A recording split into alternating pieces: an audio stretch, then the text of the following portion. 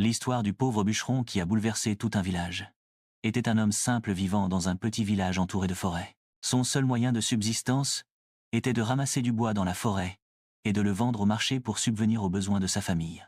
Malgré sa situation difficile et sa maison modeste, il était connu parmi les habitants du village pour son honnêteté et sa sincérité. Youssef n'avait jamais toléré l'injustice ni la tromperie. Et tout le monde lui faisait confiance et le respectait. Chaque matin, dès l'aube, Youssef se réveillait, buvait une simple tasse de thé, puis prenait sa hache et se rendait dans la forêt. Il passait de longues heures à couper du bois, le transportait sur son dos, puis parcourait de grandes distances jusqu'au marché. Le travail était dur, mais Youssef l'endurait avec patience et foi. Un jour, alors qu'il rentrait de la forêt après une journée exténuante, il remarqua un petit sac posé sur le bord du chemin. Il s'arrêta, posa son bois à terre, et se pencha pour voir ce qu'il contenait. En ouvrant le sac, il découvrit une somme d'argent modeste, mais suffisante pour changer sa vie pendant un certain temps. Pris de surprise, il réfléchit à ce qu'il devait faire. Il regarda autour de lui pour voir si quelqu'un cherchait le sac, mais le chemin était désert. Un combat intérieur s'éveilla en lui, mais il se rappela ses principes et son honnêteté. Il prit immédiatement la décision de retourner au village pour retrouver le propriétaire du sac. Il porta à la fois son bois et le sac et marcha d'un pas assuré. À son arrivée, il interrogea les villageois pour savoir si quelqu'un avait perdu de l'argent. Il se rendit au marché, où se réunissaient la plupart des habitants, et raconta son histoire. Certains furent stupéfaits que Youssef, malgré sa pauvreté, n'ait pas pensé à garder l'argent. D'autres soupçonnaient que celui qui revendiquerait la perte pourrait être un imposteur.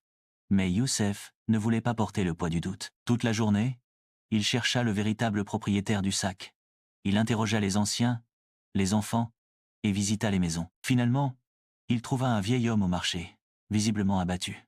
Youssef s'approcha de lui et lui demanda s'il allait bien. L'homme soupira et lui expliqua qu'il avait perdu un petit sac contenant toutes ses économies, prévues pour acheter de la nourriture et des médicaments. Sans hésitation, Youssef sortit le sac et le lui remit. Le vieil homme, les larmes aux yeux, n'arrivait pas à croire qu'une telle honnêteté existait encore dans un monde dominé par l'avidité. Il tenta de récompenser Youssef en lui offrant une partie de l'argent, mais ce dernier refusa poliment, affirmant que faire le bien ne nécessitait aucune récompense. Un autre matin, comme à son habitude, Youssef se leva à l'aube, but de son thé, prit sa hache et son panier, puis se dirigea vers la forêt. Il passa des heures à ramasser du bois, se déplaçant entre les arbres et coupant avec précaution les branches sèches. Après avoir amassé suffisamment de bois, il l'attacha solidement et le chargea sur son dos. Sur le chemin du retour, il remarqua une épaisse fumée s'élevant au loin.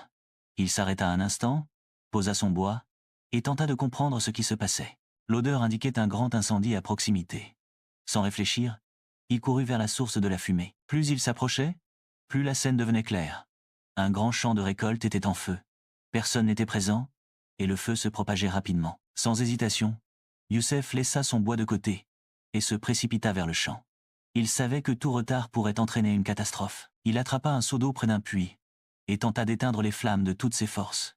La fumée l'empêchait de bien respirer, mais il ne s'arrêta pas. Il utilisa tout ce qu'il trouva à portée de main, des seaux d'eau, de la terre, et même des branches pour tenter de contenir l'incendie. Après un long moment de lutte acharnée, il réussit à ralentir la propagation du feu et à éteindre la plupart des flammes. Épuisé, il fut submergé par la satisfaction d'avoir sauvé le champ. Les habitants du village, alertés par la fumée, arrivèrent sur place. Ils s'attendaient à voir le champ entièrement détruit, mais furent stupéfaits de constater que l'incendie était maîtrisé. Le propriétaire du champ, un vieil homme respecté dans le village, s'approcha de Youssef, les larmes aux yeux, et lui dit « Tu as sauvé mon gagne-pain et celui de ma famille.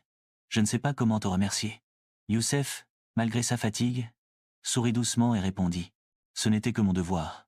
Faire le bien ne demande pas de récompense. » Le propriétaire du champ voulut lui offrir de l'argent ou de la nourriture, mais Youssef refusa avec humilité. Il était clair, aux yeux de tous, qu'il n'était pas un simple bûcheron, mais un symbole d'humanité et de bienveillance. L'histoire de Youssef se propagea comme une traînée de poudre. Son honnêteté et son courage furent racontés dans chaque foyer. Sa réputation atteignit même un riche propriétaire vivant aux abords du village. Cet homme fortuné avait du mal à trouver des personnes de confiance pour travailler avec lui, car tous ceux qu'il avait employés auparavant n'avaient cherché que leur propre intérêt. En entendant parler de Youssef, il décida de le tester. Il demanda à un de ses assistants de placer un sac rempli d'or sur le chemin que Youssef empruntait quotidiennement vers la forêt. Le sac était orné de signes distinctifs, impossibles à imiter, afin que seul le véritable propriétaire puisse le revendiquer. Le lendemain matin, alors que Youssef marchait vers la forêt, il aperçut le sac.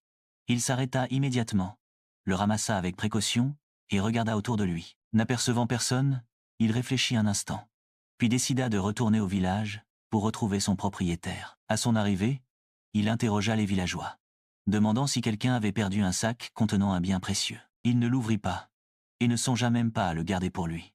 Le riche propriétaire observait la scène de loin, sans se révéler. Il avait même demandé à un complice de prétendre être le propriétaire du sac pour voir comment Youssef réagirait. Quand Youssef décrivit le sac, l'homme désigné s'approcha et en donna une description précise. Sans hésitation, Youssef le lui remit, soulagé qu'il ait retrouvé son bien. Le riche propriétaire, convaincu de l'intégrité de Youssef, réfléchit à la manière dont il pourrait lui offrir une opportunité, sans que cela paraisse être une récompense ou un autre test. Mais il décida d'aller encore plus loin pour tester non seulement son honnêteté, mais aussi son humanité.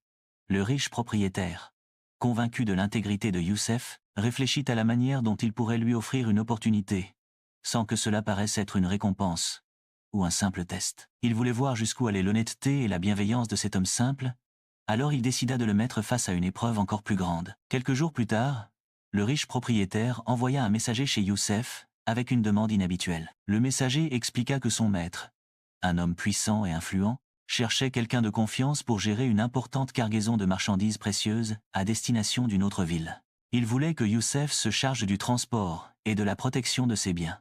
Youssef, surpris par cette demande, hésita un instant. Il n'avait jamais eu affaire à de telles responsabilités. Son métier était de couper du bois, non de gérer des richesses. Cependant, il finit par accepter, non par ambition, mais par principe. Si cet homme cherchait quelqu'un d'honnête, il ne pouvait pas refuser. Le lendemain, Youssef se rendit chez le riche propriétaire, qui lui confia plusieurs coffres remplis de pièces d'or et de précieuses étoffes. Il lui expliqua que cette cargaison devait être livrée en toute sécurité à un marchand dans la ville voisine, et que personne ne devait en toucher le contenu. Le voyage était long et périlleux. Sur le chemin, Youssef fut confronté à de nombreuses tentations et difficultés. À un moment, une tempête éclata, et il fut contraint de chercher refuge dans une petite auberge. Le propriétaire de l'auberge, voyant les coffres, tenta de lui poser des questions insidieuses, cherchant à savoir ce qu'ils contenaient. Mais Youssef resta évasif et veilla sur les biens avec vigilance. Plus tard, des bandits apparurent sur la route. Ils tentèrent de le piéger en simulant une dispute et en lui demandant son aide. Youssef, méfiant, observa la scène et comprit rapidement qu'il s'agissait d'un piège. Il changea alors de direction et trouva un autre chemin plus sûr, évitant ainsi d'être dépouillé. Après plusieurs jours de voyage, il arriva enfin à destination. Il remit la cargaison au marchand, qui vérifia chaque coffre et constata que rien ne manquait. Il lui remit alors une lettre cachetée pour le riche propriétaire et le remercia pour son service impeccable. De retour au village, Youssef présenta la lettre au propriétaire, qui, après l'avoir lue, esquissa un sourire satisfait. Il savait que peu d'hommes auraient résisté aux tentations et aux épreuves de ce voyage. « Youssef, dit-il, tu es un homme d'une valeur inestimable. L'or et les richesses peuvent être volés ou perdus, mais une âme aussi noble que la tienne est un trésor que l'on ne trouve que rarement. » Il lui proposa alors de travailler pour lui, non pas comme simple serviteur, mais comme intendant de ses affaires. Il lui offrit une maison confortable et la possibilité de ne plus avoir à se tuer à la tâche en coupant du bois chaque jour. Mais Youssef réfléchit un instant avant de répondre. « Je suis honoré par votre offre, mais mon bonheur réside dans la simplicité. Je n'ai jamais cherché la richesse, seulement à vivre avec dignité et à suivre mes principes. » Le riche propriétaire, impressionné par cette réponse, ne voulut pas insister. Il respecta son choix, mais en guise de reconnaissance, il lui fit don d'un terrain fertile et d'un petit troupeau, afin que Youssef puisse vivre plus confortablement, sans renoncer à sa liberté. Avec le temps, Youssef continua de vivre avec sagesse et humilité. Il cultiva son terrain, partagea ses récoltes avec les plus démunis, et inspira des générations entières par son exemple.